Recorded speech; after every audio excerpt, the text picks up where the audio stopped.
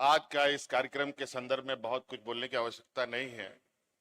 आप सब लोग काफी उत्साहित और काफी आप लोग खुश हैं। अभी मैं इस खेल गांव के परिसर में आ रहा था तो पार्किंग में ढेर सारी गाड़ियां देखी।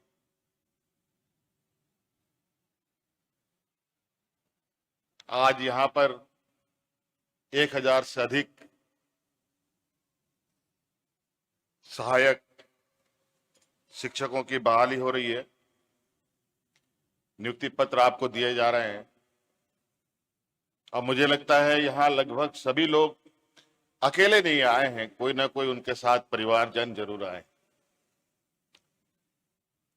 और लगता है कि सभी परिवारों के अंदर भी आज के इस दिन को लेकर काफी उत्साह। आप सबका मैं हार्दिक अभिनंदन करता हूं।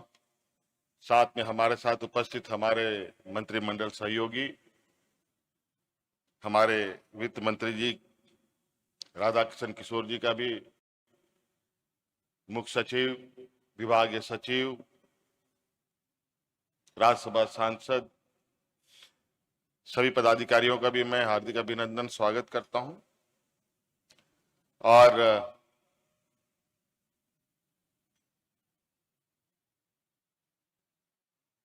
आपको अब नई राह में आगे बढ़ने के लिए मेरी ओर से ढेर सारी शुभकामनाएं देता हूं।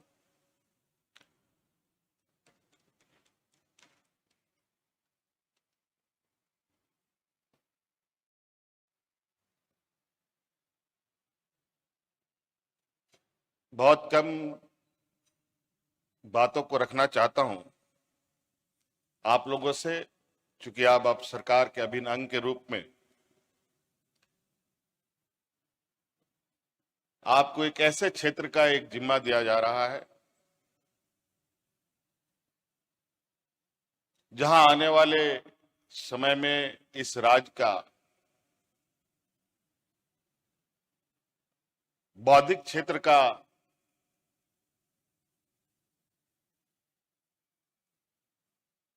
आयाम कैसा हो, ये अब आप लोग तय करेंगे।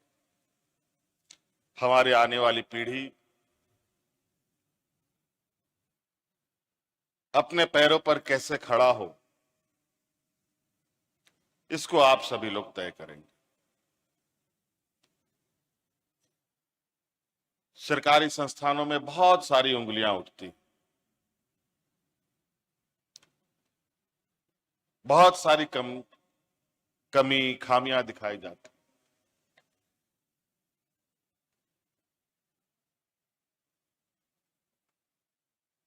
कुछ खबरें सही भी होती हैं, कुछ खबरें गलत भी होती हैं। कुल मिला जुला करके सरकार की जो एक जिम्मेवारी है, इतनी बड़ी जिम्मेवारी होती है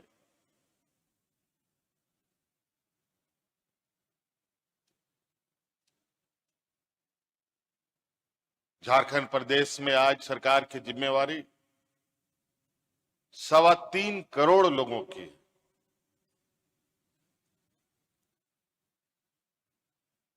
सभी लोग, सरकारी कर्मचारी, आईएएस आईपीएस पदाधिकारी,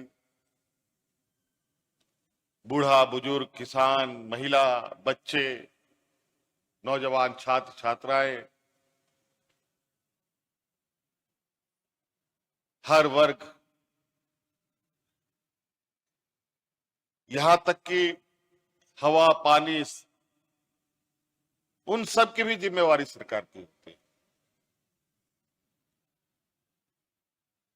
विधि व्यवस्था, हर चीज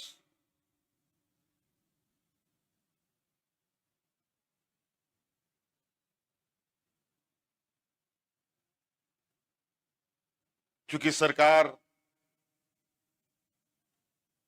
आम लोगों के द्वारा चुनी जाती है,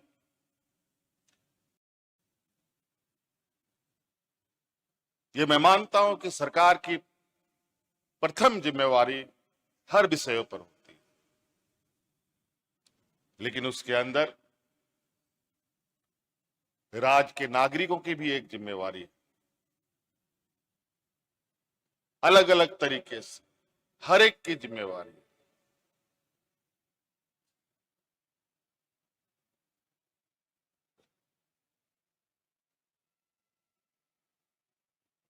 अगर हम सभी लोग एक जिम्मेवार नागरिक के रूप में व्यवहार करें और सरकार एक जिम्मेवारी सरकार के रूप में व्यवहार करे, तो मुझे नहीं लगता कि किसी भी राज्य पर और किसी भी सरकार पर, किसी भी व्यक्ति पर कोई उंगली खड़ा कर सकता है, उस पर कोई गलत टिप्पणी कर सकता है।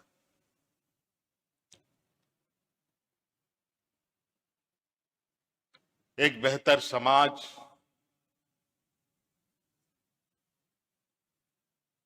और राज्य के अंदर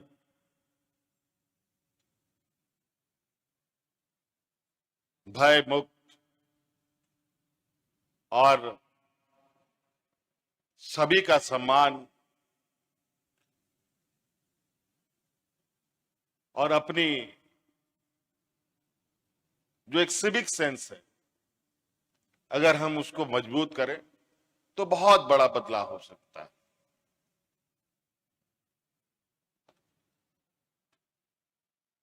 और इन सब चीजों में बदलाव का एक मूल कारण है ज्ञान। नहीं तो क्या है, इंसान भी एक जानवर ही है।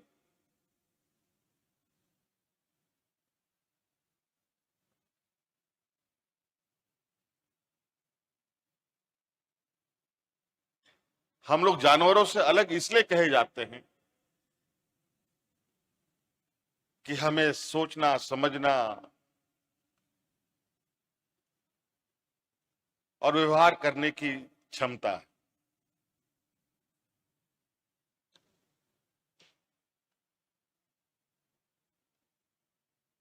और जैसे व्यवहार हम करते हैं, कहीं ना कहीं उसका असर हमारे इर्द गिर्द भी होता है। आज आप सब लोग लगभग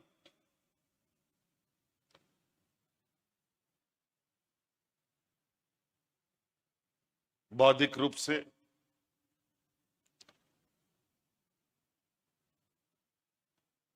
संपन्न व्यक्ति। हाँ, यहां उपस्थित लोगों में किसी की आय अधिक हो सकती है, किसी की आय कम हो सकती है, ये जरूर हो सकता है। लेकिन आप सबों में एक जो खास है, जिसकी वजह से आज आप इतने बड़े तादाद में चुने गए। बहुत सारे लोग होंगे, कई लाख, हजारों आवेदन पड़े होंगे। उन हजारों आवेदनों में आप ही सेलेक्ट हुए हैं। मैं उनको नहीं कहता कि जो लोग छूट गए उनमें बुद्धि ज्ञान की कमी हो सकता है कि आने वाले और किसी प्रतिस्पर्धा में वो अपने किस्मत आजमाए और उसमें वो जगह पाए। ये अनवरत चलने वाली चीज।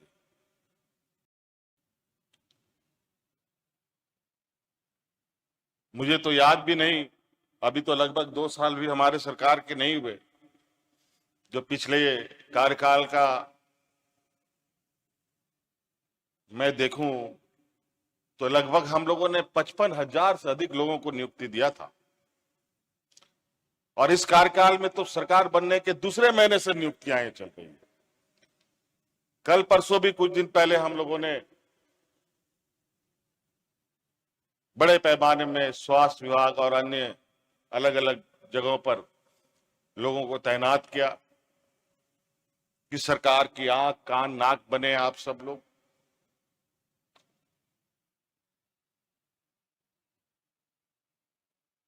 और आप ही के माध्यम से और आप ही के सहयोग से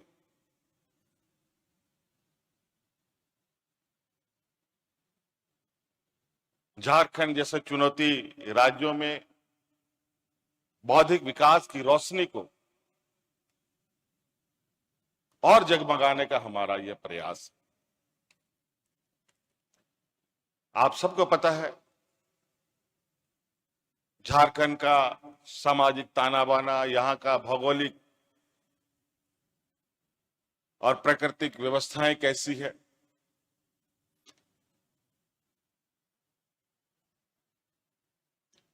इस राज्य ने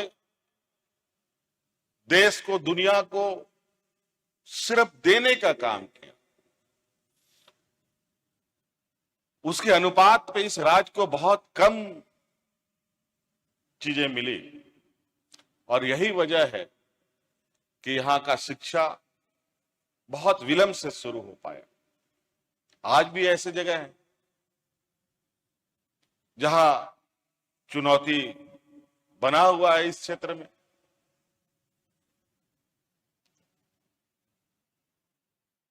आज उस चुनौती को भेदने की जिम्मेवारी इतनी बड़ी संख्या को हम लोगों ने दिया है।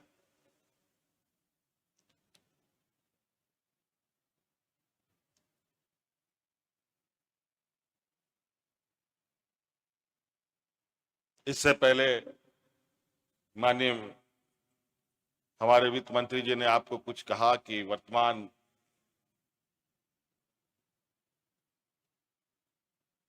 राजनीतिक परिस्थितियों में देश और राज्यों में क्या स्थिति है, इसकी भी आप जानकारी रखते हैं।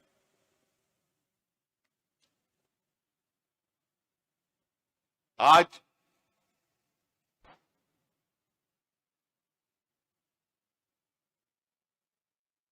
जिस तरीके का वातावरण तैयार हो रहा है, सिर्फ और सिर्फ राजनीतिक हितों को साधने के लिए, यह वातावरण ठीक नहीं है।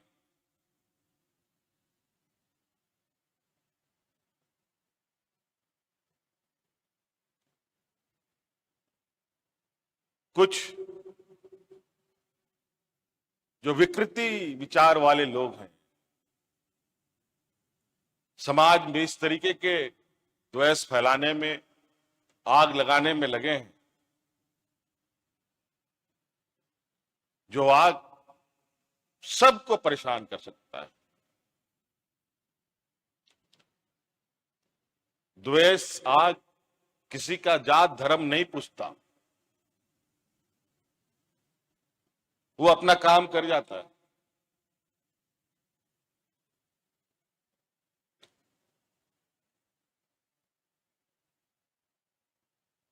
तो ये भी हम ध्यान रखें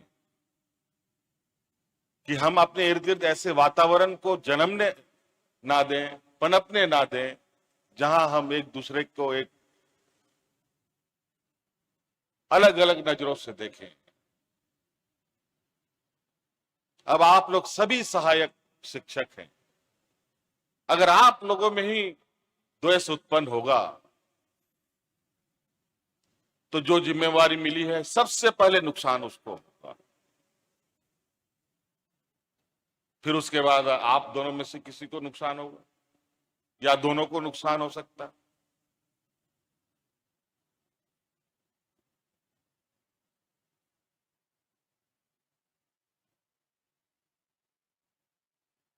बचपन में स्कूल के किताबों में एक कहानी हुआ करती थी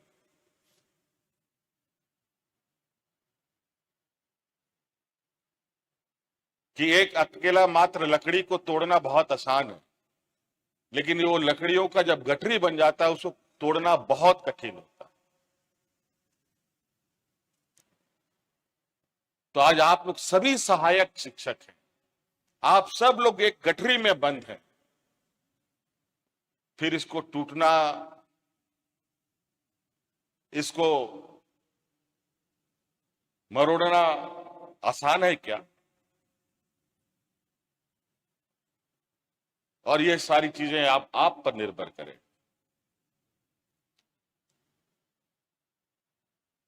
आज आप लोग बहुत सारे सोशल मीडियाओं को भी देखते हैं, इंस्टाग्राम फेसबुक भी देखते हैं। मैंने कल परसों एक इंस्टाग्राम में देखा, महाराष्ट्र का एक आंगनबाड़ी सेविका का 3 साल की एक बच्ची को बहुत बुरी तरीके से व्यवहार करती है। अंतोगत्वा सोशल मीडिया की खबर सरकार तक पहुंचा और उस महिला को दंडित भी किया। उसी प्रकार हमने एक स्कूल का भी खबर देखा, जहां छोटे से बच्चे के साथ किस तरीके से बर्बरता हो रही है।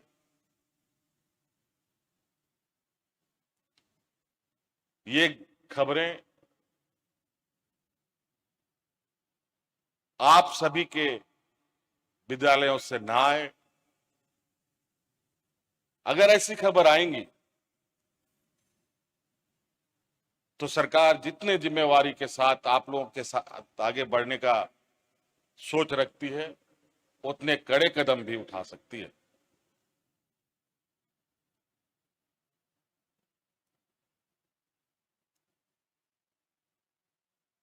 सरकार की चीजों पर, सरकार की व्यवस्था पर हमें गर्व होना चाहिए और उसको कितना बेहतर कर सके, इस पर हमें काम करना चाहिए। आज कहीं ना कहीं हम अपनी व्यवस्था को कमजोर करते हैं, जिसका वजह से जो प्राइवेट संस्थानें हैं वो अपनी बिसात बैठाने लगते हैं। और यही परिकल्पना था कि जहां हमारे सरकारी स्कूलों पर उंगलियां उठाई जाती थी, वहीं पर मुख्यमंत्री उत्कृष्ट विद्यालय, उसके पैरेलल हम लोगों ने खड़ा किया। और आज जहां 9,000 10,000 सीटें हैं, 40,000 बच्चों का एप्लीकेशन आता है उसमें फॉर्म भरने के लिए।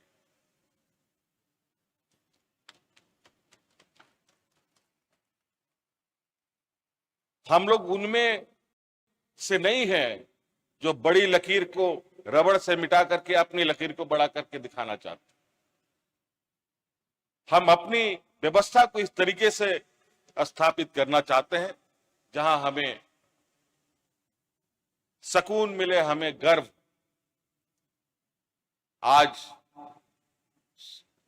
शिक्षकों को लेकर कमियां हैं, ये मैं मानता हूं, लेकिन आज आप देख रहे हैं किस तरीके से लगातार अलग अलग क्षेत्रों में शिक्षकों के लिए हम लोग रास्ते खोल रहे हैं।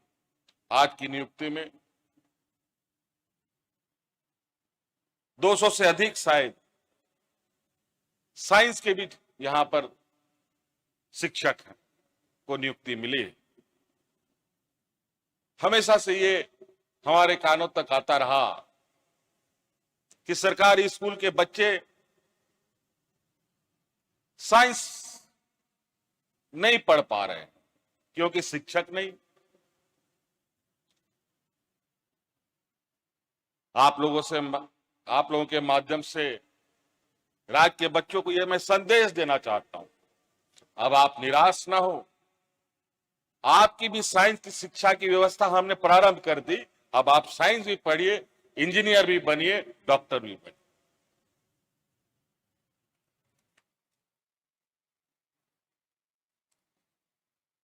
तो ये हम सब लोगों के लिए चुनौती है।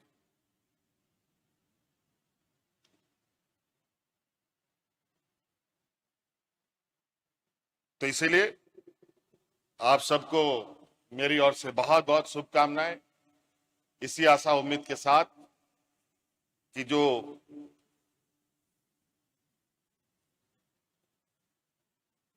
देश में अग्रणी राज्य है, आपको मालूम है उन अग्रणी राज्यों का एक ही कारण है, शिक्षा। वो राज्य बेहतर शिक्षा की दिशा में आगे बढ़े तो राज्य के वो अग्रणी राज्यों में हम भी बढ़ सकते थे। ऐसे नहीं है कि ये राज्य पीछे रह सकता था, लेकिन दुर्भाग्यवश कि इस राज्य को सिर्फ एक चारागाह के रूप में देखा गया। यहां के खनिज संपदाओं को निकालो, देश दुनिया की अर्थव्यवस्था में हिस्सा दो, लेकिन यहां के लोग अपने पैरों पर कैसे खड़ा हो, इसकी चिंता कम रही है।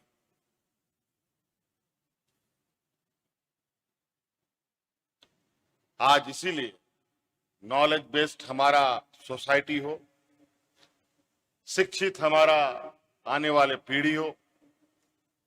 आप देख रहे हैं कि आज हमारे युवा पीढ़ी उच्च शिक्षा के लिए देश के बेहतरीन कॉलेज के अलावा विदेशों में भी अपना शिक्षा ग्रहण करने के लिए जा रहे हैं, और उसकी पूरी जिम्मेवारी सरकार लेती है।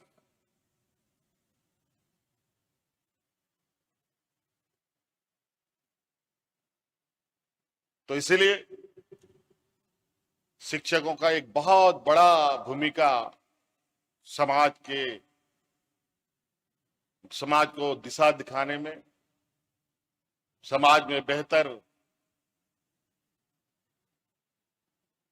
वातावरण बनाने में भूमिका होती है।